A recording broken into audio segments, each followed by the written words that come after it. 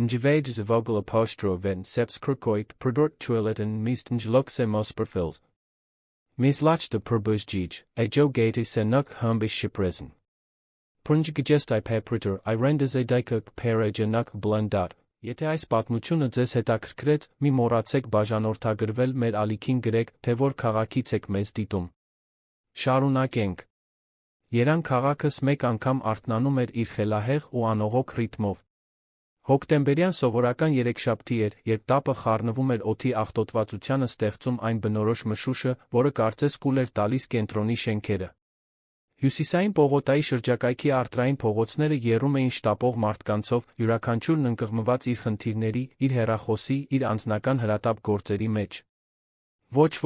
ոքի ուշադրություն չէր դարձնում։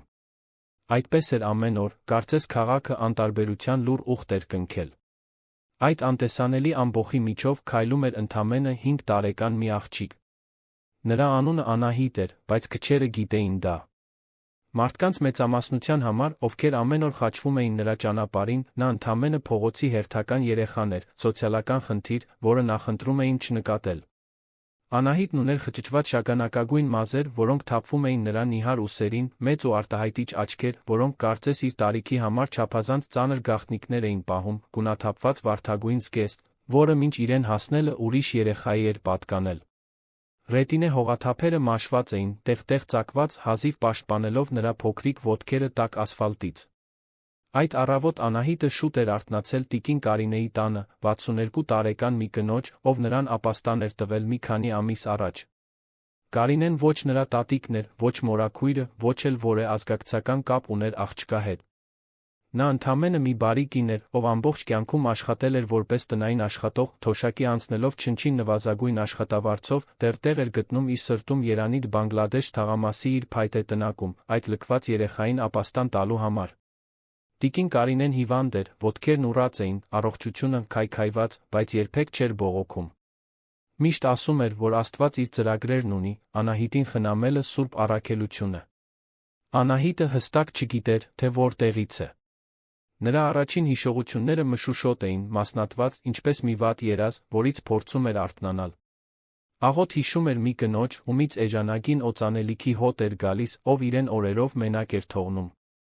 Հետո հիշում էր, որ փողոցում էր, մրսում էր, մինչ տիկին Կարինեն հայտնվեց իրեն տուն տարավ։ Առայժմ սա այն ամենն էր, ինչ աղջիկը պետք է իմանար։ Ներկան արդեն իսկ չափազանց դժվար էր, առանց անցյալի բեռը կրելու։ Ամեն առավոտ Անահիտը դուրս էր գալիս կենտրոնի փողոցներով զբոսնելու։ Տիկին Կարինեին դա դուր չէր գալիս, բայց աղջիկը պնդում էր։ Ասում էր, որ պետք է օգնի, որ չի կարող անգործ նստել, մինչ տիկինը վատառողջ է։ Այսպիսով, Կարինեի դժկամ թույլտվությամբ Անահիտը կիլոմետրեր էր քայլում, դիտելով մարդկանց, ուսումնասիրելով այն աշխարհը, որը մերժում էր իրեն, նույնիսկ չճանաչելով։ Նա ողորմություն չէր խնդրում, չափազանց հպարտ էր դրա համար։ Պարզապես քայլում էր, դիտում, երբեմն, երբ որե բարի մարդ առաջարկում էր, ընդունում էր մի կտոր հաց, մի միրգ, մի բաժակ ջուր։ Բայց այդ երեքշաբթի Անահիտը այլ խնդրի էր բախվել։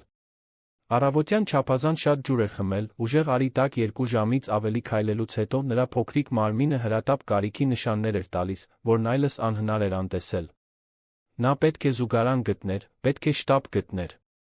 Նայեց շուրջ բոլորը, տեսնելով էլեգանտ խանութները, վիթխարի արտրի կենտրոնները, շքեղ ռեստորանները։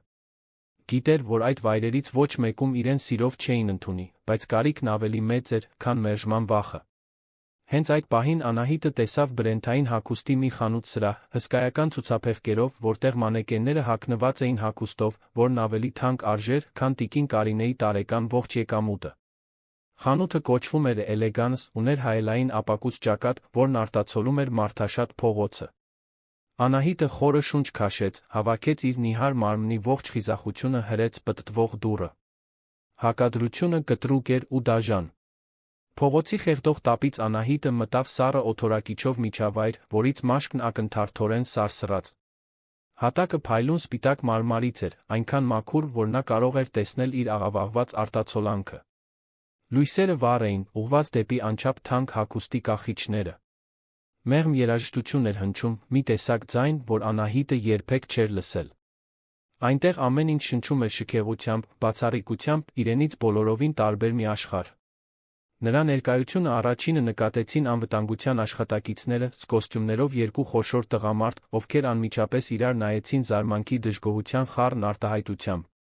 Հետո վաճառողուհիները դադարեցրին իրենց գործը։ Նրանք երեք անթերի հագնված կանայք էին, կատարյալ դիմահարդարմամբ ժպիտներով, որոնք անհետացան հենց Անահիտին տեսնելուն պես։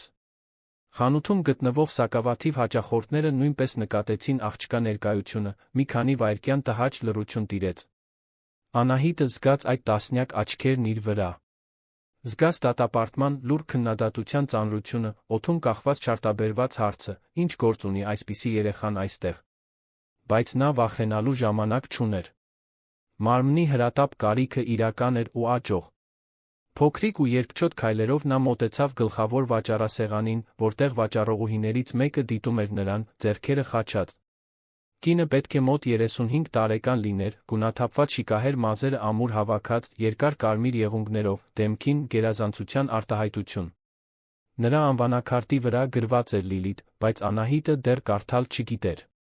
Աղջիկը կանգնեց վաճառասեղանի դիմաց, որը չափազանց բարձր էր իր համար, ստիպված էր գլուխը բարձրացնել վաճառողուհու աչքերին նայելու համար։ Ամենաքաղաքավարի ձայնով, որ կարողացավ, Անահիտն ասաց. «Խնդրում եմ, տիկին, կարող եմ զուգարանից օգտվել»։ «Շատ արագ, խոստանում եմ»։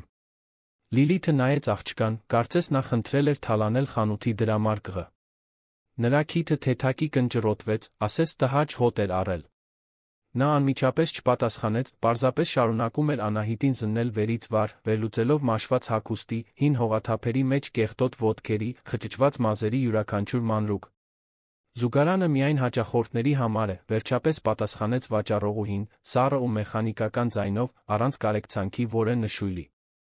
Անահիտը զգաց, թե ինչպես են արցունքները սկսում հավաքվել աչքերում, բայց փորձեց զսպել։ «Ինձ շատ է պետք, խնդրում եմ։ Ես երկար չեմ մնա, ոչինչ չեմ կեղտոտի, խոստանում եմ»։ Աղջկա ձայնը դողաց, լի անկեղծ հուսահատությամբ։ Հենց այդ պահին մոտեցավ խանութի տնօրենը։ Նրա անունը Արթուր Մանուկյան էր, 42 տարեկան, նիհար, բարակ բեղերով դեմքին մշտական զայրացկոտ արտահայտությամբ մի տղամարդ։ Նա հագել էր անթերի մոխրագույն կոստյում մուգ կապույտ փողկապ, հպարտանում էր, որ այդ բրենդային խանութը ղեկավարում է երկաթե ձեռքով։ Արթուրի համար յուրաքանչյուր մանրուք կարևոր էր, խանութի անթերի տեսքը, հաճախորդների պրոֆիլը, բացառիկության իմիջի պահպանումը։ Եվ այդ կեղտոտ ու լաթերի մեջ երեխան այն ամենն էր, ինչ նա չէր ուզում տեսնել այնտեղ։ «Ինչ խնդիր կա այստեղ», հարցրեց նա, արդեն իմանալով պատասխանը։ Լիլիթը արհամարանքով ցույց տվեց Անահիտին։ «Նա ուզում է մեր զուգարանից օգտվել»։ Արթուրը նայեց Անահիտին մի հայացքով, որն աղջիկը երբեք չէր մոռանա։ Դա դատարկ հայացք էր, զուրկ որևէ մարդկայնությունից։ Նա չէր տեսնում երեխա, չէր տեսնում խոցելի իրավիճակում հայտնված մարդու։ Տեսնում էր միայն խնդիր, անհարմարություն, մի բան, որը պետք էր հնարավորինս արագ հեռացնել։ «Դու այստեղ հաճախորդ չես», ասաց նա կոպիտ ձայնով։ «Մեր զուգարանը նրանց համար է, ովքեր գնումներ են կատարում, ովքեր այս խանութում լինելու հնարավորություն ունեն։ Հասկանում ես»։ Անահիտը գլխով արեց, շփոթված։ «Բայց ես ընդամենը զուգարանից պետք է օգտվեմ, ոչինչ չեմ փչացնի»։ Արթուրի դեմքն էլ ավելի մռայլվեց։ «Տես, աղջիկ, ես քեզ հետ պարզ կլինեմ։ Քեզ նմանները չեն կարող այստեղ մտնել օգտվել մեր հարմարություններից։ Դու կկեղտոտես ամեն ինչ, կվախեցնես մեր իսկական հաճախորդներին։ Սա քո տեղը չէ։ Դու պետք է հիմա դուրս գաս»։ Բառերը Անահիտի վրա իջան ֆիզիկական հարվածների պես։ Նա զգաց, որ արցունքները վերջապես դուրս են պրծնում գլորվում այտերով։ Փորձեց խոսել, բայց ձայնը դուրս չեկավ։ Պարզապես կանգնած մնաց այնտեղ, մարմինը դողալով, մինչ զգում էր, թե ինչպես են խանութի բոլոր մարդիկ դիտում այդ նվաստացուցիչ տեսարանը։ Արթուրը, անհամբեր, մի քայլ առաջ արեց, ցույց տվեց դուռը։ «Ես քեզ ասացի դուրս գալ։ Հիմա։ Նախքան անվտանգությանը կանչելս»։ Անահիտը մի քանի քայլ հետ գնաց, ցայթաքելով սեփական ոտքերի վրա։ Արցունքներն այժմ ազատ հոսում էին, նա այլևս չէր փորձում թաքցնել դրանք։ Որոշ հաճախորդներ տեսարանը դիտում էին անհարմար արտահայտություններով, բայց ոչ ոք ոչինչ չասաց։ Մի տարեց տիկին հայացքը փախցրեց, ծածնելով, թե հետաքրքրված է կախիչի վրայի բլուզով։ Մի երիտասարդ զույգ ինչ-որ բան շշնջաց իրար, բայց նույնպես չմիջամտեց։ Հավաքական անտարբերությունը նույնքան ցավոտ էր, որքան ուղղակի նվաստացումը։ Սիրտը կոտրված մարմինը ամոթից ու ֆիզիկական կարիքից դողալով, Անահիտը վազեց դեպի դուռը, ուժով հրեց այն դուրս եկավ այն վայրից, որն իրեն ստիպել էր զգալ ավելի փոքր, քան երբևէ։ Արդեն մայթին, նա հենվեց խանութի կողքի պատին, սկսեց իսկապես լաց լինել, բարձր հեկեկալով, ամբողջ մարմնով ցնցվելով։ Այն, ինչ Անահիտը չգիտեր, այն էր, որ խանութի խորքից ինչ-որ մեկը ականատես էր եղել այդ ամբողջ տեսարանին։ Մեկը, ով հագուստ էր փորձում հանդերձարանում, լսելով վիճաբանությունը, զգուշորեն դուրս էր եկել դիտելու։ Այդ մեկը 53 տարեկան մի տղամարդ էր, Էդուարդ Ավետիսյան անունով։ Էդուարդը սովորական մարդ չէր։ Նա Հայաստանի ամենահաջողակ գործարարներից մեկն էր, շքեղ հյուրանոցների ցանցի սեփականատեր, որը տարածվում էր ամբողջ երկրով մեկ։ Նրա կարողությունը գնահատվում էր հարյուրավոր միլիոններով։ Նա հաճախում էր երանյան հասարակության ամենաբացառիկ շրջանակները, ընտրում էր քաղաքական գործիչների հետ, միլիոնավոր դրամների գործարքներ էր կնքում հանդիպումների ժամանակ, որոնք տում էին ընդամենը մի քանի րոպե։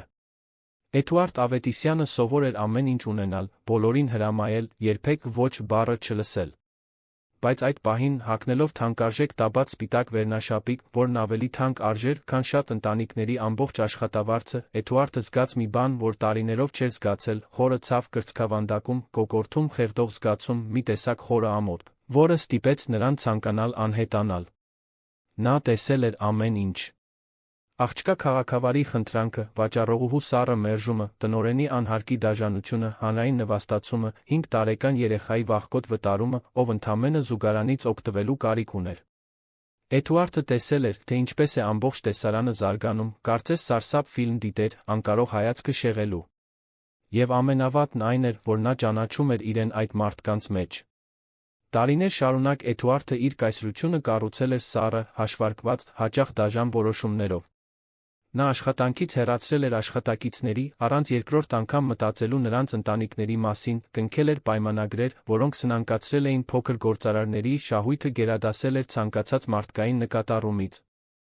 Էդուարդը միշտ արդարացրել էր իր գործողությունները որպես անհրաժեշտություն բիզնես աշխարհում, բայց հիմա, տեսնելով այդ երեխային, որը լաց էր լինում խանութից դուրս, նա հասկացավ, որ դարձել է ճիշտ այնպիսին, ինչպիսին այդ տնօրենն էր, մեկը, ով անկարող է տեսնել մարդկայնությունը ուրիշների մեջ։ Առանց երկու անգամ մտածելու, Էդուարդը թողեց հագուստը, որը փորձում էր, քայլեց դեպի խանութի ելքը։ Որոշ աշխատակիցներ զարմացած նայեցին, ի վերջո նա դեռ չէր վճարել, բայց Էդուարդը ուշադրություն չդարձրեց։ Այդ պահին ոչինչ այլս կարոր չէր, բացի մայթին լացող աղջկանից։ Երբ Էդուարդը դուրս եկավ փողոց, տեսավ Անահիտին, հենված պատին, դեմքը թաքցրած փոքրիկ ձեռքերի մեջ, մարմինը ցնցվում էր հեկեկոցներից։ Նա դանդաղ մոտեցավ, չցանկանալով ավելի վախեցնել նրան։ Ծնկի իջավ նրա կողքին, հայտնվելով աղջկա հասակին։ Բար փոքրիկ, ասաց նա մեղմ ձայնով, փորձելով հնարավորինս քիչ սպառնալից հնչել։ Լավ ես։ Անահիտը բարձրացրեց դեմքը, ցույց տալով կարմրած ու այտուցված աչքերը։ Նա կասկածանքով նայեց Էդուարդին, այն ինքնապաշտպանական բնազդով, որը փողոցի երեխաները շատ շուտ են զարգացնում։ Ես քեզ վնաս չեմ տա, շարունակեց Էդուարդը։ Ես տեսա, թե ինչ տեղի ունեցավ այնտեղ։ Շատ անարդար վարվեցին քեզ հետ։ Շատ։ Անահիտը քիթը քաշեց արցունքները, սրբեց ձեռքի թիկունքով։ Ես ընդամենը ուզում էի զուգարանից օգտվել, ասաց նա խեղդված ձայնով։ Ես ոչինչ չէի փչացնի։ Ինձ ուղղակի շատ էր պետք։ Գիտեմ, պատասխանեց Էդուարդը, զգալով, թե ինչպես է սիրտը էլ ավելի սեղմվում։ Եվ դու ոչ մի սխալ բան չես արել։ Այնտեղի մարդիկ են, որ շատ սխալ վարվեցին քեզ հետ։ Անունդ ինչ է։ Անահիտ, պատասխանեց աղջիկը, դեռ կասկածամիտ, բայց սկսելով թուլացնել պաշտպանությունը այդ մարդու հայացքի անկեղծ բարության առաջ։ Անահիտ, ինչ գեղեցիկ անուն է, ժպտաց Էդուարդը։ Տես, ես քեզ կօգնեմ, լավ։ Նախ, եկ լուծենք քո հրատապ խնդիրը։ Այնտեղ դիմացը մի սրճարան կա, որտեղ ես ճանաչում եմ սեփականատիրոջը։ Գնանք այնտեղ, դու կարող ես հանգիստ օգտվել զուգարանից, առանց որևէ մեկի վատ վերաբերմունքի։ Համաձայն ես։ Անահիտը նայեց տղամարդուն, փորձելով որոշել, թե կարող է վստահել նրան։ Նրա աչքերում ինչ-որ բան կար, մի անկեղծություն, որը նա հազվադեպ էր տեսնում մեծահասակների մոտ։ Նա երկչոտ գլխով արեց։ Էդուարդը ոտքի կանգնեց, ձեռքը մեկնեց նրան։ Անահիտը մի պահ տատանվեց, նախքան իր փոքրիկ ու կեղտոտ ձեռքը դրեց նրա մեծ ու խնամված ձեռքի մեջ։ Միասին սկսեցին քայլել մարդաշատ մայթով։ Քայլելիս Էդուարդը մեղմ հարցեր էր տալիս։ Պարզեց, որ Անահիտը ապրում է տիկին Կարինեի հետ, որ ամեն օր քայլում է փողոցներով, որ դպրոց չի հաճախում, քանի որ փաստաթղթեր չունի։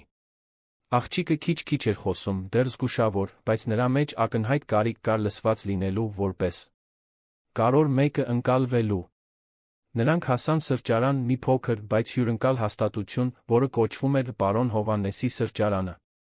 Էդուարդին այնտեղ իսկապես ճանաչում էին, սեփականատերը պարոն Հովհաննեսը 60 տարեկան, մեծ փորով ջերմ ժպիտով մի տղամարդ, ջերմորեն ողջունեց նրան։ Տիկին Անահիտն այստեղ պետք է զուգարանից օգտվի, ասաց Էդուարդը վճռական, բայց մեղմ։ Եվ հետո, եթե կարող ես, մի լավ հյուրասիրություն նրա համար։ Հովհաննեսը նայեց աղջկան, նրա դեմքը լցվեց անկեղծ կարեկցանքով։ Իհարկե, հրեշտակս, արի ինձ հետ։ Զուգարանը մաքուր է, կարող ես մնալ այնքան, որքան պետք է։ Անահիտը նայեց Էդուարդին, հաստատուն փնտրելով։ Նա քաջալերող գլխով արեց։ Գնա, հետո ավելի շատ կխոսենք։ Աղջիկը հետեց Հովհաննեսին դեպի սրճարանի հետնամաս, իսկ Էդուարդը նստեց պատուհանի մոտ գտնվող սեղանի շուրջ։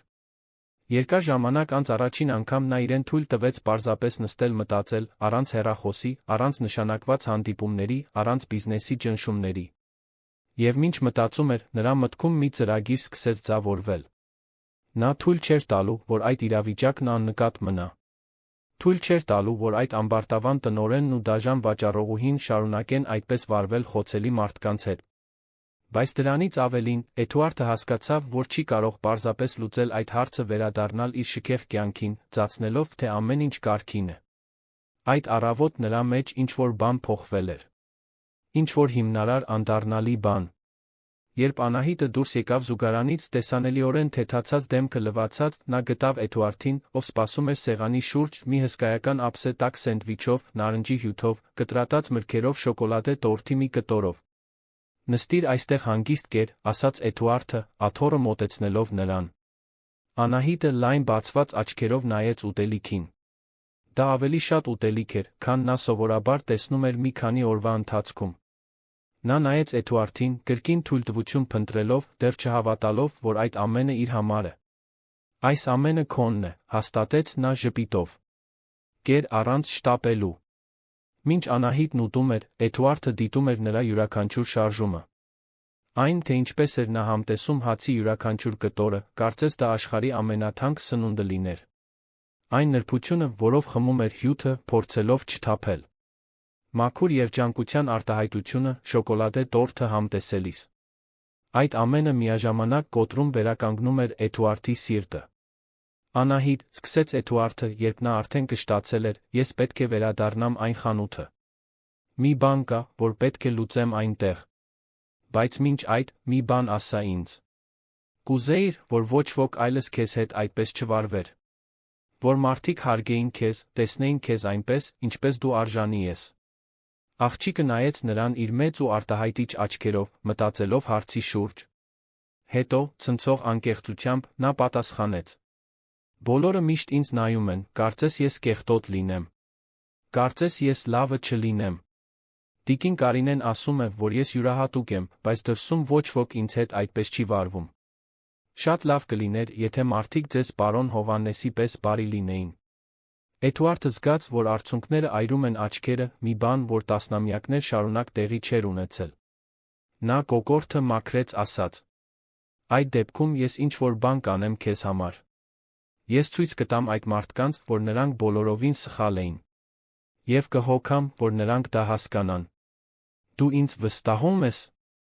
Անահիտը մի պահ մտածեց, ապա գլխով արեց։ Նա լիովին չէր հասկանում, թե ինչ էր ծրագրում Էդուարդը, բայց ինչ-որ բան նրան հուշում էր, որ այս մարդը տարբերվում է։ Որ նա իսկապես հոգ է տանում։ Հրաշալի է, ասաց Էդուարդը, ոտքի կանգնելով կրկին ձեռքը մեկնելով նրան։ Այդ դեպքում վերադառնանք այն խանութը։ Բայց այս անգամ դու կմտնես գլխավոր դռնով, գլուխդ բարձր, քեզ հետ կվարվեն այն ողջ հարգանքով, որին դու արժանի ես։ Ես խոստանում եմ։ Անահիտը բռնեց նրա ձեռքը, նրանք միասին դուրս եկան սրճարանից։ Հովհաննեսը նրանց ձեռքով արեց դռան մոտից, ջերմ ժպիտը դեմքին, ուրախ լինելով, որ այդ փոքրիկ վերափոխման մասնիկն է դարձել։ Մինչ նրանք վերադառնում էին, էլեգանս սրահ, Էդուարդը զգում էր զայրույթի վճռականության խառնուրդ։ Նա հստակ չգիտեր, թե ինչպես են զարգանալու իրադարձությունները, բայց գիտեր, որ դա այդպես չի թողնելու։ Սառը հաշվարկող գործարարը տեղը զիջում էր մի բանի, որը նա չէր ճանաչում իր մեջ, արդարության զգացում, ճիշտն անելու անհրաժեշտություն, անկախ հետանքներից։ Երբ նրանք հասան խանութի դիմաց, Էդուարդը կանգ առավ, կրկին ծնկի իջավ, Անահիտի հասակին լինելու համար։ Հիշիր, թե ինչ ասացի։ Դու հարգանքի ես արժանի։ Կարևոր չէ, թե այս մարդիկ ինչ են ասում կամ մտածում։ Դու կարող ես, դու արժեք ունես։ Պատրաստ ես։ Անահիտը, դեռ ամուր բռնած Էդուարդի ձեռքը, խորը շունչ քաշեց գլխով արեց։ Այդ սարսափելի առավոտվա ընթացքում առաջին անգամ նա ամոթից ու վախից բացի այլ բան էր զգում։ Զգում էր հույս։ Եվ դա, ինչպես շուտով կիմանար, մի փոփոխության սկիզբն էր, որը կազդեր շատ ավելի շատ մարդկանց վրա, քան նա կարող էր պատկերացնել։ Էդուարդը հրեց էլեգանս սրահի պտտվող դուռը, Անահիտին իր կողքին, բայց այս անգամ մթնոլորտը բոլորովին այլ էր։ Նա չմտավ որպես հագուստ փորձող զուսպ հաճախորդ։ Նա մտավ որպես առաքելությամբ մարդ, ուղիղ կեցվածքով, հաստատուն հայացքով մի վճռականությամբ, որը ճառագում էր նրա մարմնի յուրաքանչյուր բջիջից։ Անահիտը, բռնած նրա ձեռքը, զգում էր այդ էներգիան քայլում էր մի փոքր ավելի վստահ, թե նրա փոքրիկ սիրտը դեռ արագ բաբախում էր։ Նույն աշխատակիցները, ովքեր րոպեներ առաջ ականատես էին եղել նվաստացմանը, այժմ շփոթված հայացքներով նայում էին զույգին։ Վաճառողուհի Լիլիթը գցեց բլուզը, որը ծալում էր։ Անվտանգության աշխատակիցներից մեկը մի քայլ առաջ արեց, բայց Էդուարդի կեցվածքի մեջ ինչ-որ բան ստիպեց նրան տատանվել։ Տնօրեն Արթուրը, ով խանութի խորքում դրամարկղներ կարգի բերում, լսեց դռան զանգը, վեր նայեց, դեմքն ակնթարթորեն գունատվելով, երբ ճանաչեց աղջկան, ում նոր էր վտարել։ Էդուարդը ուղիղ քայլեց դեպի գլխավոր վաճառասեղանը, Անահիտին իր կողքին։ Նրա ձայնը հնչեց պարզ, բավականաչափ բարձր, որպեսզի խանութի բոլորը լսեն, բայց զուսպ, առանց բղավոցների կամ հիստերիայի։ Ես պետք է խոսեմ տնօրենի հետ։ Հիմա։ Արթուրը թուքը կուլ տվեց, մոտեցավ, փորձելով պահպանել իր իշխանական կեցվածքը, բայց արդեն հասկանալով, որ ինչ-որ բան շատ սխալ է։ Այդ էլեգանտ տղամարդու դեմքի արտահայտությունը սովորական հաճախորդի արտահայտություն չէր։ Դա մեկի արտահայտությունն էր, ով սովոր էր, որ իրեն ենթարկվում են։ Այո, պարոն, ինչով կարող եմ օգնել, ասաց Արթուրը, ստիպելով իրեն պրոֆեսիոնալ ժպտալ, որը մոտ անգամ չէր հասնում նրա աչքերին։ Էդուարդը ցույց տվեց Անահիտին։ Այս աղջիկը այստեղ էր մի քանի րոպե առաջ։ Նա քաղաքավարի խնդրեց օգտվել զուգարանից։ Նրան նվաստացրին, վիրավորեցին, վտարեցին ձեր կողմից։ Դուք հիշում եք դա, թե՞։ Պետք է թարմացնեմ ձեր հիշողությունը։ Խանութում տիրող լռությունն էր։ Նույնիսկ ֆոնային երաժշտությունը կարծես դադարել էր։ Լիլիթը մյուս վաճառողուհիները նայում էին տեսարանին, չիմանալով ինչպես արձագանքել։ Խանութի սակավաթիվ հաճախորդները, ներառյալ տարեց տիկինը, ով ավելի վաղ հայացքը փախցրել էր, այժմ լիակատար ուշադրությամբ դիտում էին։ Արթուրը փորձեց ուշքի գալ, նրա ամբարտավանությունը մի պահ վերադարձավ։ Պարոն, ես չգիտեմ, թե դուք ձեզ ում տեղն եք դրել, բայց մենք այս հաստատությունում կանոններ ունենք։ Մեր զուգարանը հաճախորդների համար է, իսկ աղջիկը հաճախորդ չէ։ Ես պարզապես հետել եմ խանութի կանոնակարգին։ Կանոնակարգ, կրկնեց Էդուարդը, նրա ձայնը լի արամարանքով։ Դուք կանոնակարգ եք անվանում 5 տարեկան երեխային նվաստացնելը, ով հրատապ կարիք ուներ։ Դուք կանոնակարգ եք անվանում նրան ասելը, որ իր նման մարդիկ կեղտոտում են տեղը։ Որ սա իր տեղը չէ։ Դա կանոնակարգ է, թե՞։ Մաքուր դաժանություն։ Արթուրը մի քայլ հետ գնաց, նրա վստահությունը սկսեց քանդվել։ Ես պաշտպանում էի խանութի մեր իսկական հաճախորդների շահերը։ Դուք չեք հասկանում, մենք այստեղ պետք է որոշակի մակարդակ պահենք։ Մակարդակ, Էդուարդը գրեթե թքեց բառը։ Ձեր մակարդակը մարդու արժեքը չափելն է նրա հագած հագուստով։ 5 տարեկան երեխան, ով ընդամենը ուզում էր զուգարանից օգտվել, անարժան համարվեց մարդկային նվազագույն վերաբերմունքի, իր արտաքինի պատճառով։ Այդ պահին վաճառողուհիներից մեկը, Սոնա անունով ավելի տարիքով մի կին, ով խանութում աշխատում էր գրեթե 10 տարի, մի քայլ առաջ արեց։ Նրա ձայնը դողաց, բայց հաստատ ուներ։ Ներեցեք, որ միջամտում եմ, բայց ես էլ էի կարծում, որ դա շատ սխալ էր։ Ես ուզում էի տեղում ինչ-որ բան ասել, բայց վախեցա աշխատանքս կորցնելուց։ Աղջիկը ակնհայտորեն հուսահատված էր, այն, ինչ պարոն Արթուրն արեց, իսկապես դաժան էր։ Արթուրը զայրույթից կարմրած աչքերով շրջվեց դեպի Սոնան։ Դու ազատված ես։ Ինչպես ես համարձակվում կասկածի տակ դնել իմ որոշումները հաճախորդների առաջ։ Իրականում, ընդհատեց Էդուարդը, նրա ձայնն այժմ ավելի ցածր, բայց անսահման ավելի սպառնալից, այստեղ աշխատանքից ազատելու մասին որոշումներ կայացնողը ես եմ։ Որովհետև, տեսնում եք, ես պարզապես հաճախորդ չեմ։ Ես Էդուարդ Ավետիսյանն եմ, պատահաբար այն հյուրանոցների ցանցի սեփականատերն եմ, որը համազգեստի մատակարարման պայմանագիր ունի այս խանութի գլխավոր ընկերության հետ։ Մի պայմանագիր, որը տարեկան մի քանի միլիոն դրամ արժե։ Արդյունքն անմիջական էր։ Արթուրի դեմքը վայրկյանների ընթացքում զայրույթից կարմիրից վերածվեց սարսափից սպիտակի։ Լիլիթը մի փոքր խեղդված ճիչ արձակեց։ Նույնիսկ անվտանգության աշխատակիցները կարծես ավելի ուշադիր դարձան, հասկանալով, որ իրենց առջ իսկապես հզոր մեկն է կանգնած։ Պարոն Ավետիսյան, կակազեց Արթուրը, նրա ողջ ամբարտավանությունը գոլորշիանալով ինչպես ջուրը տաք թավայի վրա, ես չգիտեի, ես գաղափար չունեի, թե ով եք դուք։ Եթե իմանայիք, ինձ հետ այլ կերպ կվարվեիք, ավարտեց Էդուարդը նախադասությունը։ Բայց այս աղջկա հետ նույն սարսափելի ձով կվարվեիք, այնպես չէ՞։ Որովհետև խնդիրը ես չեմ։ Խնդիրը դուք եք։ Մարդ, ով ուրիշների արժեքը չափում է նրանց բանկային հաշվով։ Էդուարդը շրջվեց դեպի Անահիտը, ով լայն բացված աչքերով դիտում էր ամեն ինչ, փորձելով հասկանալ մեծահասակների այդ իշխանության դիմակայության աշխարհը։ Նա կրկին ծնկի իջավ խոսեց նրա հետ։ Անահիտ, ես ուզում եմ, որ դու օգտվես այս խանութի զուգարանից։ Ոչ թե որովհետև ես եմ հրամայում, այլ որովհետև դու դրա լիակատար իրավունքն ունես։ Որովհետև դու մարդ ես, ով արժանի է արժանապատիվ վերաբերմունքի։ Կուզես դա անել։ Աղջիկը նայեց խանութի խորքում գտնվող զուգարանի դռանը, հետո Արթուրին, ով այժմ սարսափած տեսք ուներ, հետո նորից Էդուարդին։ Նա երկչոտ գլխով արեց։ Հրաշալի է, ժպտաց Էդուարդը ոտքի կանգնեց, ուղիղ նայելով Արթուրին։ Դու կուղեկցես Անահիտին մինչ զուգարան, կսպասես, մինչ նա վերջացնի, կապահովես, որ նա ունենա այն ամենը, ինչ պետք է։ Զուգարանի թուղթ, օճառ, մաքուր սրբիչ։ Եվ դա կանես հարգանքով ու բարությամբ։ Հասկանալի՞։ Արթուրը մի քանի անգամ բերանը բացեց ու փակեց, կարծես ջրից դուրս հանած ձուկ լիներ, նախքան վերջապես գլխով արեց։ Այո, պարոն։ Իհարկե, պարոն։ Եվ երբ նա դուրս գա, շարունակեց Էդուարդը, դու նրանից ներողություն կխնդրես։ Իսկական ներողություն, ոչ թե այն դատարկ ներողություններից, որոնք մենք տալիս ենք, երբ վախենում ենք աշխատանքը կորցնելուց։ Դու կնայես նրա աչքերի մեջ կխոստովանես, որ այն, ինչ արել ես, սխալ էր։ Արթուրը թուքը կուլ տվեց կրկին գլխով արեց։ Այո, պարոն Ավետիսյան։ Անահիտը հետեց Արթուրին մինչ զուգարան, իսկ Էդուարդը մնաց խանութում, դիտելով մյուս մարդկանց արձագանքները։ Սոնան, վաճառողուհին, ով խոսել էր, արցունքոտ աչքերով էր։ Մի երիտասարդ հաճախորդ, ով ամեն ինչ տեսել էր, մոտեցավ Էդուարդին։